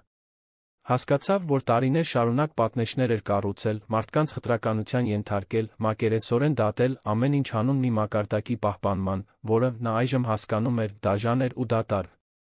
Նա աշխատանքից դուրս եկավ շքեղ խանութից, Էդուարդի օգնությամբ, ով նրան զարմանալի երաշխավորագիր էր տվել, աշխատանքի անցավ մի ոչ արտրային կազմակերպությունում, որը հագուստ հիգիենայի պարագաներ էր բաժանում անոթաններին։ Սա հեշտ քավության մասին չէ, ասաց Արթուրը Էդուարդին մի սրճարանում, ամիսներ անց։ Ես գիտեմ, որ չեմ կարող ջնջել այն, ինչ արել եմ Անահիտի կամ բոլոր այն մարդկանց հետ, ում վատ եմ վերաբերվել տարիների ընթացքում։ Բայց կարող եմ փորձել այսուհետ այլ կերպ վարվել։ Կարող եմ լուծման մաս լինել, ոչ թե խնդրի։ Էդուարդը գնահատեց այդ բառերի անկեղծությունը։ Նա նույնպես սովորում էր, որ իրական փոփոխությունը կատարելության մասին չէ, այլ ավելի լավը անելու շարունակական պարտավորության։ Փետրվարյան մի օր, Երանյան ամռանը բնորոշ ուժեղ արի տակ, բոլորը հավաքվել էին հատուկ տոնակատարության համար։ Անահիտը դառնում էր 6 տարեկան, կյանքում առաջին անգամ նա իսկական ծննդյան խնջույք էր ունենալու։ Խնջույքը տիկին Կարինեի նոր տանն էր, բակը զարդարված էր գունավոր փուչիկներով։ Իսկ սեղանը լի էր քաղցրավենիքով, աղանդերով մի հսկայական շոկոլադե տորթով, Անահիտի սիրելիով։ Ներկա էին տիկին Կարինեն, Լուսինեն, ամուսնու 2 երեխաների հետ, Էդուարդն ու Մարինան, Արթուրը, ով դարձել էր ընտանիքի անսպասելի ընկերը, տիկին Մարիամը ուսուցչուհին, Հովհաննեսը սրճարանից, որտեղ ամեն ինչ սկսվել էր, Սոնան խիզախ վաճառողուհին, ով պաշտոնի բարձրացում էր ստացել, մի քանի հարաններ, ովքեր միշտ օգնել էին տիկին Կարինեին դժվար ժամանակներում։ Անահիտը հագել էր նոր զգեստ, վարդագույն, ինչպես միշտ երազել էր, գլխին արքայադստեր թագ ուներ, որը Մարինան էր գնել։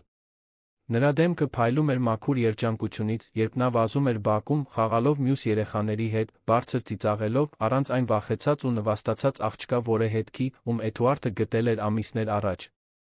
Մի պահ Էդուարդը մի քանի րոպեով մենակ մնաց, դիտելով ամբողջ տեսարանը։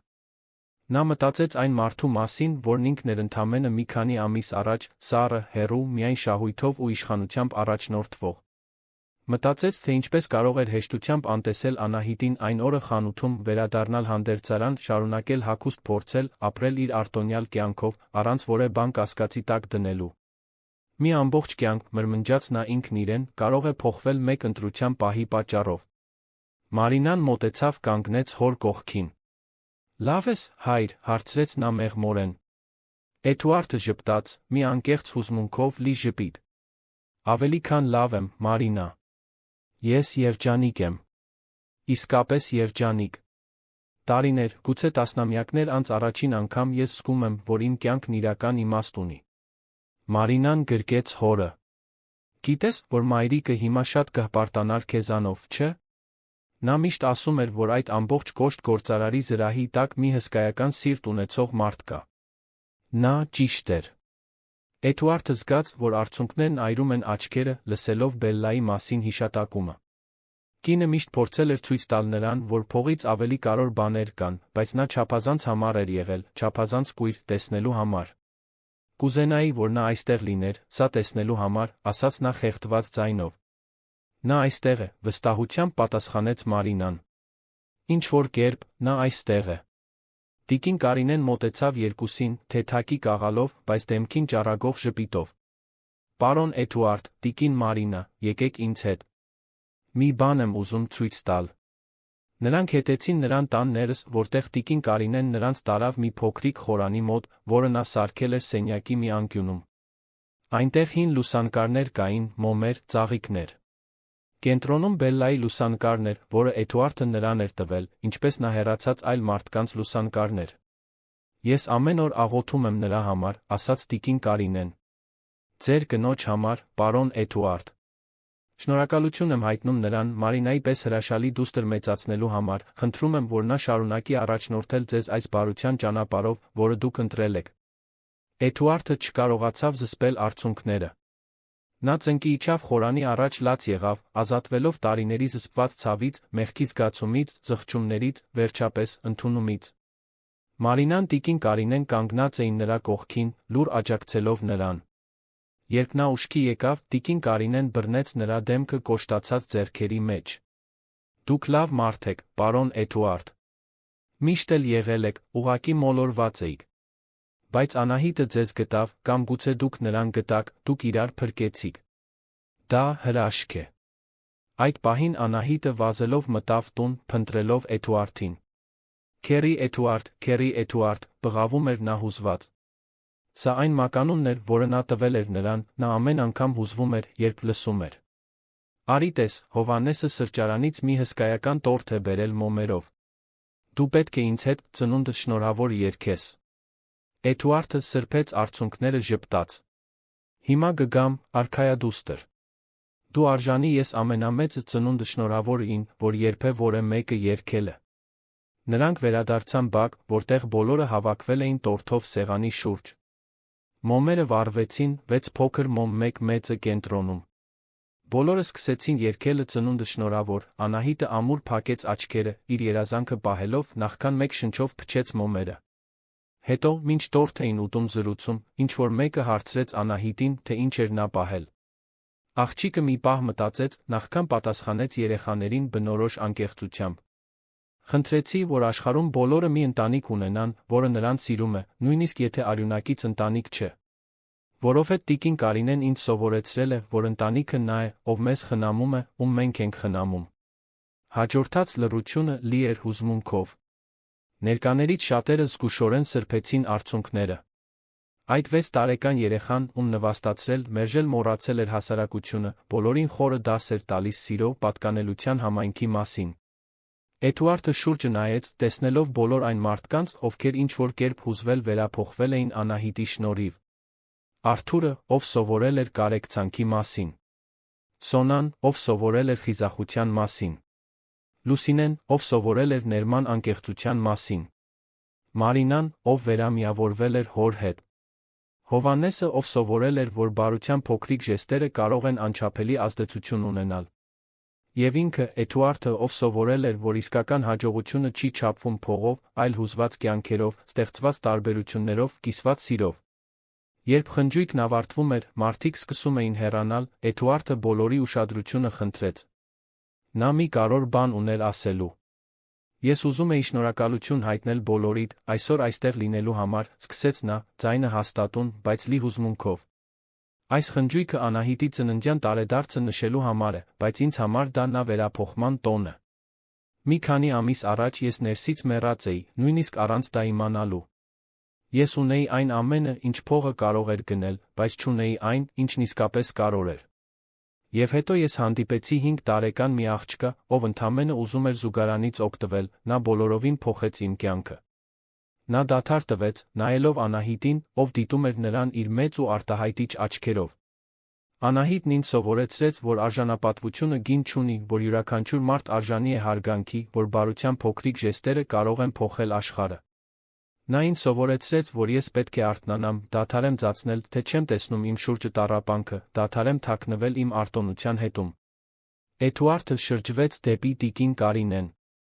Եվ այս արտասովոր կինն ինձ սովորեցրեց անպայմանական սիրո տալու մասին, նույնիսկ երբ ոչինչ չունես, դժվարությունների մեջ արժանապատվության մասին։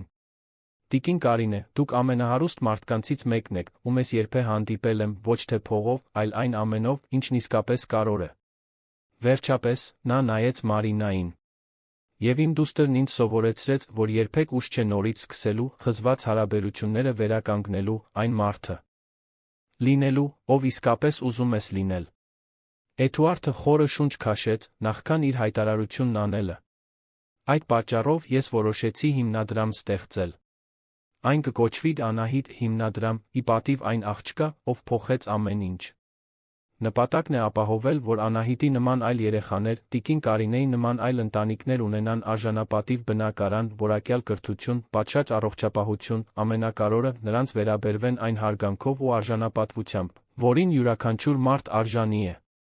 Մարինան կնախագահի հիմնադրամը, ես իմ ընկերությունների շահույթի զգալի մասը կնվիրաբերեմ այն մշտապես ֆինանսավորելու համար։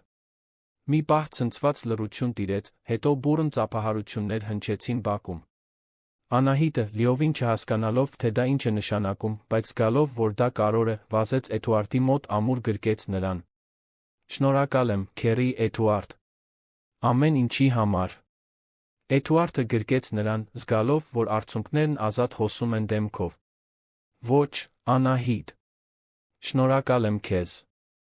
Ինձ փրկելու համար, երբ ես նույնիսկ չգիտեի, որ փրկության կարիք ունեմ»։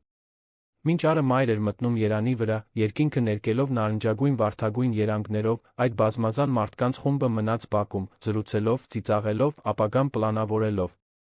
Նրանք բոլորովին տարբեր ծագում ունեցող մարդիկ էին, ովքեր երբեք չէին հանդիպի սովորական հանգամանքներում, բայց այժմ միավորված էին մի բանով, որն ավելի ուժեղ էր, քան ցանկացած սոցիալական կամ տնտեսական տարբերություն, նրանք միավորված էին սիրով, ընդհանուր նպատակով, այն հիմնարար համոզմունքով, որ յուրաքանչյուր մարդկային կյանք հսկայական արժեք ունի։ Ամիսներ անց Անահիտ հիմնադրամն աշխատում էր լիարժեք հզորությամբ։ Նրանք օգնել էին ավելի քան 100 ընտանիքի արժանապատիվ բնակարան ձեռք բերել, 200 երեխայի գրանցել դպրոցներում, բժշկական օգնություն տրամադրել տասնյակ մարդկանց, ովքեր հիմնական առողջապահության հասանելիություն չունեին։ Բայց թվերից ավելին, նրանք փոխել էին պատմվածքներ։ Նրանք ցույց էին տվել, որ հնարավոր է օգտագործել հարստությունն ու արտոնությունը այնպես, որ իսկապես տարբերություն ստեղծվի, ոչ թե վերից նայող բարեգործության միջոցով, այլ իրական հզորացման մարդկային արժանապատվության հարգանքի միջոցով։ Էդուարդը հաճախ էր այցելում այն ընտանիքներին, որոնց հիմնադրամն օգնում էր։ Նա պնդում էր, որ ճանաչի յուրաքանչյուր պատմություն, յուրաքանչյուր դեմք, յուրաքանչյուր երազանք։ Նա այլս հեռվից բարեգործություն անող հեռու գործարար չէր։ Նա մարդ էր, որը կապված էր այլ մարդկանց հետ, սովորում էր այնքան, որքան սովորեցնում էր, ստանում էր այնքան, որքան տալիս էր։ Անահիտը շարունակում էր մեծանալ, ծաղկել այնպես, որ հուզում էր բոլորին, ովքեր նրան ճանաչում էին։ Նա իր դասարանի լավագույն աշակերտներից էր, երազում էր ուսուցչուհի դառնալ, երբ մեծանա, որպեսզի կարողանա օգնել իր նման այլ երեխաների։ Տիկին Կարինեն, առողջությունը կայունացած սիրտը խաղաղ, ասում էր, որ բավական երկար է ապրել հրաշքներ տեսնելու համար։ Լուսինեն, վերջապես անկեղծ լինելով իր ծագման մասին, հայտնաբերեց, որ այն մարդիկ, ովքեր իսկապես կարևոր էին, ավելի շատ էին հարգում նրան, ոչ թե պակաս իր ճանապարհորդության համար։ Եվ Մարինան հիմնադրամում գտավ այն նպատակը, որը միշտ փնտրում էր, համատեղելով մարդկանց օգնելու իր գիրքը ռեսուրսների հետ, որոնք թույլ էին տալիս իրական տական տարբերություններ ստեղծել։ Այն ճակատագրական օրվանից 1 տարի անց Էդուարդը դասախոսություն էր կարդում մի համալսարանում կորպորատիվ սոցիալական պատասխանատվության մասին։ Վերջում մի երիտասարդ ուսանող ձեռք բարձրացրեց հարցրեց. «Պարոն Ավետիսյան, դուք չեք վախենում, որ ձեր մարդասիրական գործելակերպը բացասաբար կանդրադառնա ձեր շահույթների վրա»։ Էդուարդը ժպտաց, հիշելով, թե երբ էր ինքը նույն հարցը տալու։ «Գիտեք», պատասխանեց նա, «մի ժամանակ կար, երբ ես հաջողությունը կչափեի բացառապես շահույթով։